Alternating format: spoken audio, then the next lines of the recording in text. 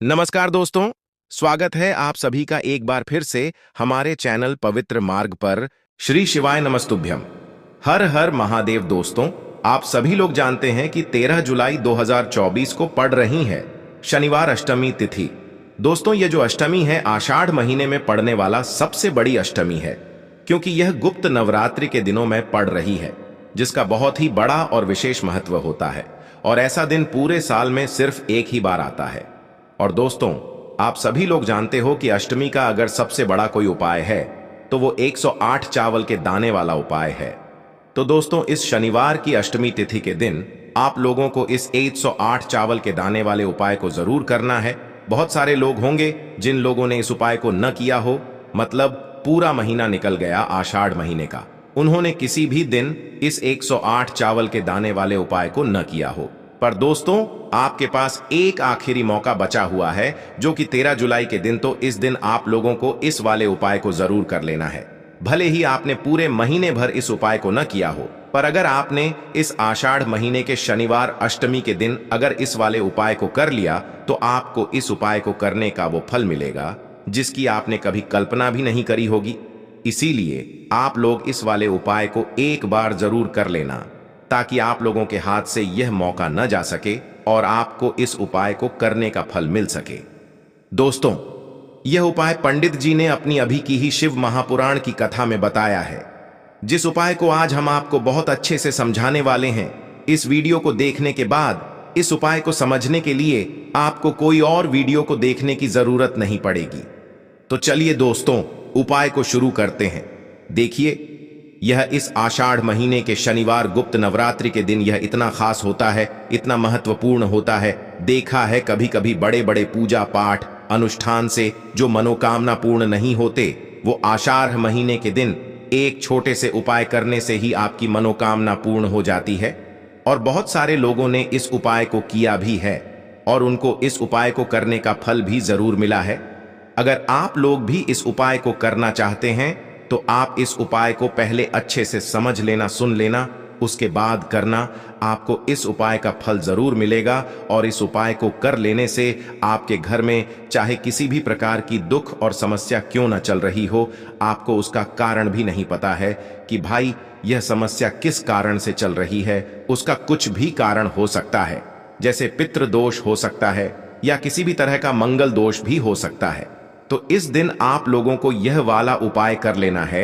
यह एक ऐसा उपाय है जिस उपाय को अगर किसी विशेष दिन पर किया जाए तो भाई उस विशेष दिन का जो है वह तो हमें मिलता ही मिलता है। पर हमने उस दिन पर इस उपाय को किया है तो हमें उससे भी बड़ा फल मिलता है, और फल बहुत जल्दी मिलता है, क्योंकि आप इस उपाय को बहुत ही बड़े और विशेष दिन पर कर रहे हो। तो चलिए अब उपाय के बारे में बात करते हैं, लेकिन उससे पहले आप लोगों को यह जानना आवश्यक है कि आखिर यह उपाय किस समय करना है, किसको करना है और कैसे करना है। तो चलिए हम आगे आपको वीडियो में एक एक करके बता देते हैं। लेकिन उससे पहले अगर आप लोग हमारे चैनल पर नए हैं तो हमारे चैनल को सब्सक्राइब कर लेना और इस वीडियो को लाइक करके कमेंट बॉक्स में श्री शिवाय नमस्तुभ्यम ओम नम शिवाय जरूर टाइप कर देना। तो दोस्तों, इस 108 चावल के दाने वाले उपाय को हमें इस शनिवार अष्टमी के दिन कैसे करना है, किसको करना है, किस समय करना है और कहां पर करना है, ये सारे सवालों के जवाब आपको इस वीडियो में मिल जाएंगे। और जो ये वीडियो देखेगा भाई, उसको 108 चावल के दाने वाला उपाय जरूर करना चाहिए, क्योंकि इस दिन एक चावल के दाने का भी बहुत ही बड़ा और विशेष महत्व होता है।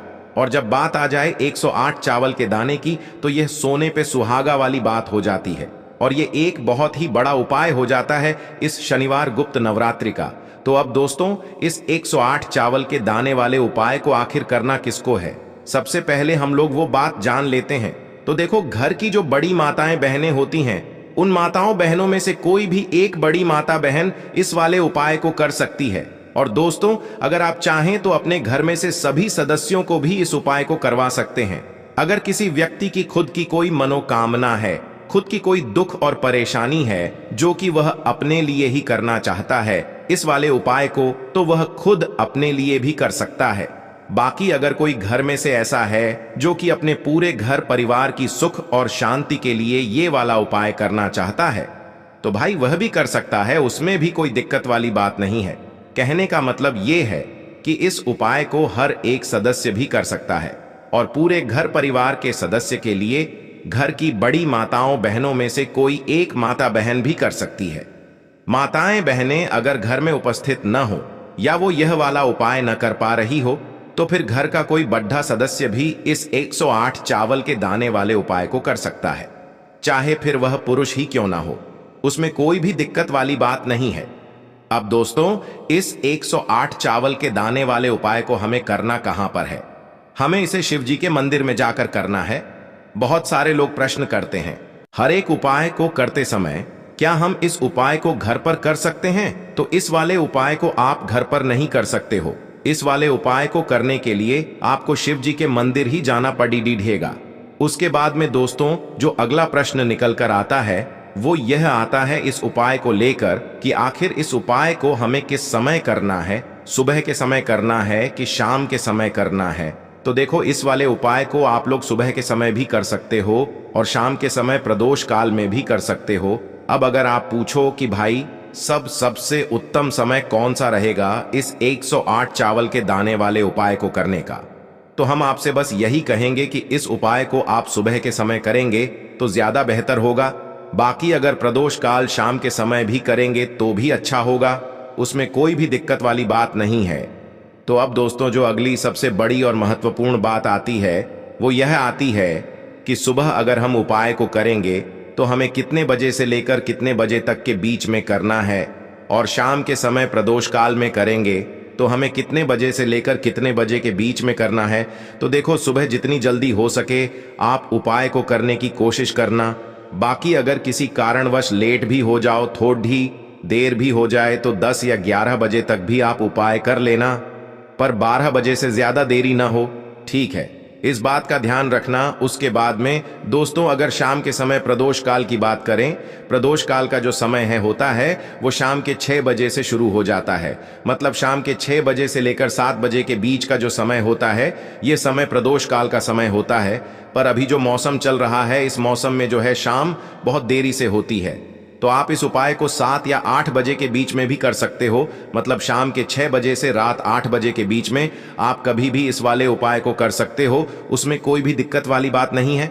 अब दोस्तों, यहाँ पर इस उपाय को लेकर एक और सबसे बड़ी बात ये निकल कर आती है कि इस 108 चावल के दानों को हमें लेना कहाँ से होता है, और हमें इस उपाय को करने के साथ में क्या और कुछ भी सामग्री ऐसी होती है जो शिव जी के मंदिर लेकर जानी पड़ती है। तो देखो, यहां पर हम आपको बता दें, सबसे पहले आप लोग यह जान लो कि यह जो 108 चावल के दाने वाला उपाय है, सिर्फ और सिर्फ आप उपाय की सामग्री लेकर कभी भी शिव जी के मंदिर मत जाना, क्योंकि हमें भगवान के सामने यह नहीं दर्शाना है कि अगर हम भगवान शिव जी के मंदिर आए हैं तो अपने फायदे के लिए आए हैं। तो इसलिए जो भी पूजन सामग्री है, उपाय सामग्री है, 108 चावल के दाने, इसके साथ में आपको पूजन सामग्री भी जरूर लेकर जाना है। देखो, अगर सुबह के समय उपाय कर रहे हो तो सीधी सी बात है, 1 लोटा जल तो आप लेकर जाओगे ही जाओगे। वही 1 लोटा जल अगर मिट्टी का जल हो तो बहुत अच्छा रहेगा। मिट्टी का जल कैसे बनाया जाता है, इसके लिए हमने पहले से बहुत सारी वीडियोस बना दी है। आपके पास इस दिन एक आखिरी मौका रहेगा मिट्टी का जल शिव जी पर चढ़ाने का और उपाय को करने का, बहुत बड़ा आपको इस दिन फल मिलेगा। तो इसलिए इस दिन हो सके तो भाई मिट्टी का जल चढ़ाना तो अपने साथ में कम से कम 1 लोटा जल तो आपको लेकर जाना ही जाना है। अगर मिट्टी का जल नहीं है तो घर का जल भी आप इस्तेमाल कर सकते हो। इसके अलावा जो भी पूजन सामग्री है, देखो 108 चावल के दाने ये अलग आपके रहेंगे और जो आपकी पूजन सामग्री रहेगी वो अलग रहेगी। पूजन सामग्री में आप जो भी चीज लेकर जाना चाहे वो लेकर जा सकते हैं, उसमें कोई भी दिक्कत वाली बात नहीं है। वहीं अगर हम बात करें शाम के समय की, तो शाम के समय शिव जी पर जल नहीं चढ़ता है, इसीलिए शाम के समय आप लोग एक दीपक तैयार कर लें जो कि गोलबत्ती का आटे का शुद्ध देसी गाय का घी का होगा, है ना? इस बात का आप लोगों को ध्यान रखना है। और इस दीपक को आपको घर से जलाकर नहीं लेकर जाना है, भगवान शिव जी के मंदिर में जाकर ही जलाना है। इस बात का भी आप लोगों को ध्यान रखना है। अब दोस्तों, यहां पर हमें इस बात को समझना है कि यह 108 चावल के दाने हमें लेना कहां से है। क्या हमें दुकान से लेकर आना है, या हमें अपने घर से लेना है, या कहां से लेकर आना है और कौन से चावल लेना है? क्योंकि चावल भी बहुत प्रकार के होते हैं। तो देखो, इन सभी सवालों के जवाब आप लोग एक बात में सुन लो कि भाई ये जो उपाय है, इस उपाय में आपको ये नहीं देखना है कि भाई कौन से चावल है कौन से चावल नहीं है। बस जो भी चावल ले रहे हो वो चावल का दाना सबूत होना चाहिए, मतलब साबुत होना चाहिए, टूटा हुआ नहीं होना चाहिए, कटा पिटा नहीं होना चाहिए। ये बात आपको ध्यान रखना है। बाकी आपका चावल बासमती हो या सादा चावल हो या कोई सा भी चावल हो, उसमें कोई भी दिक्कत वाली बात नहीं है। तो सीधी सी बात है कि आपके घर के रसोई घर में जहां पर आप भोजन बनाते हो, वहां पर जो भी चावल आपके उपस्थित हो, उन चावलों में से अपनी एक कटोरी भर लेना या एक मुट्ठी चावल अलग से निकाल कर रख लेना, क्योंकि हम 108 चावल ही यहाँ पर इस उपाय में लेने वाले हैं। तो हमें यह चावल के दाने गिनकर निकालने पड़ेंगे। इस बात का आप लोगों को ध्यान रखना है। तो अपने उस चावल की कटोरी में से या चावल में से 108 ऐसे चावल के दाने आप लोग निकाल लो जो कि टूटे हुए ना हो, कटे पिटे ना हो, जिनमें कोई दाग न लगा हुआ हो, है ना। अच्छे साबुत चावल के दाने 108 दाने आप लोग निकाल कर रख लो और इन्हें किसी भी एक कागज की पुड़िया में या किसी एक छोटी सी कटोरी में आप लोग रख लो, ताकि यह सुरक्षित रहे, आपके एक भी चावल का दाना इधर उधर ना हो और आपका उपाय भी पूरा अच्छे से हो जाए। तो भाई जैसे ही आपका उपाय की जो सामग्री है 108 चावल के दाने ये तैयार हो जाते हैं, उसके बाद मैं आपको जो भी अपनी पूजन सामग्री है, सुबह के समय कर रहे हो तो एक लोटा जल या पूजन सामग्री जो लेकर जाना चाहो उसकी भी तैयारी कर लेना, और शाम के समय जा रहे हो तो भाई अपना जो दीपक है उसे तैयार कर लेना, ठीक है। और उपाय को करते समय शुद्धता का विशेष रूप से ध्यान रखना, ठीक है। सुबह सुबह स्नान करने के बाद ही उपाय को करने की आप लोग तैयारी करना। उसके बाद अगर शाम के समय की बात करें तो शाम के समय आपको स्नान करने की जरूरत नहीं है, पर शुद्धता का ध्यान रखना है। आपको स्नान तो नहीं करेंगे, आप हाथ मुंह धोकर भी इस वाले उपाय को शाम के समय प्रदोष काल में कर सकते हैं। इसमें कोई दिक्कत वाली बात नहीं है। तो आप अपने उपाय की पूरी सामग्री तैयार करके आपके पास ही में जो आपका शिव मंदिर हो वहां पर पहुंच जाइए। सबसे पहले शिव मंदिर में जाकर आप लोगों को उपाय नहीं करना है, पहले भगवान के दर्शन करना है, भगवान से आशीर्वाद प्राप्त करना है। फिर शिव जी की शिवलिंग के पास में आना है। शिवलिंग के पास में आने के बाद आप जो पूजन सामग्री लेकर आए हुए हैं, जैसे कि सुबह गए हुए होंगे तो एक लोटा जल और जो भी पूजन सामग्री लेकर आए हैं आप उनसे भगवान शिव जी की पूजन कीजिए। सबसे पहले तो एक लोटा जल ही चढ़ेगा, उसके बाद में आपकी पूजन सामग्री चढ़ेगी। उसके बाद में अगर दोस्तों शाम के समय अगर आप इस उपाय को कर रहे हो तो अपने साथ में कम से कम एक जो दीपक है गोल बाती का, जो आप अपने साथ में लेकर गए हो, उस दीपक को मंदिर में जाकर अपनी माचिस से जलाना है और उस दीपक को शिवलिंग के पास में रखना है, ठीक है। इस दीपक को रखने के बाद ही आप लोगों को अपना ये वाला उपाय शुरू करना है। और दीपक को ज्यादा पास में मत रखना, वैसे भी गर्मी पड़ रही है, भगवान शिव जी को आंच नहीं लगनी चाहिए, है ना। तो भाई जैसे ही आपकी पूजा अर्चना हो जाती है, आप भगवान शिव जी को प्रसन्न कर लेते हैं। उसके बाद में शिवलिंग के पास ही में आप कहीं पर बैठ जाइए, सामने या आसपास जिस जगह पर आपको बैठना हो वहां पर बैठ जाइए और अपने वह 108 चावल के दाने अपने सामने निकाल कर रख लीजिए, क्योंकि अब यहां पर उपाय को यहां पर करने की आपको तैयारी करना है। और इस तरीके से जब आप उपाय करेंगे, पूजन सामग्री करने के बाद, पूजन अर्चना करने के बाद, तो आपको उपाय का फल बहुत जल्दी और बहुत बढ़ा होकर मिलेगा। तो अपने 108 चावल के दाने अपने सामने निकाल कर रख लेना। और यह जो उपाय है यह आपकी सीधे हाथ की हथेली से होगा, इसलिए इस बात का भी विशेष रूप से ध्यान रखना है। तो सीधे हाथ की हथेली का प्रयोग करके ही आप लोग अपना इस वाले उपाय को करना।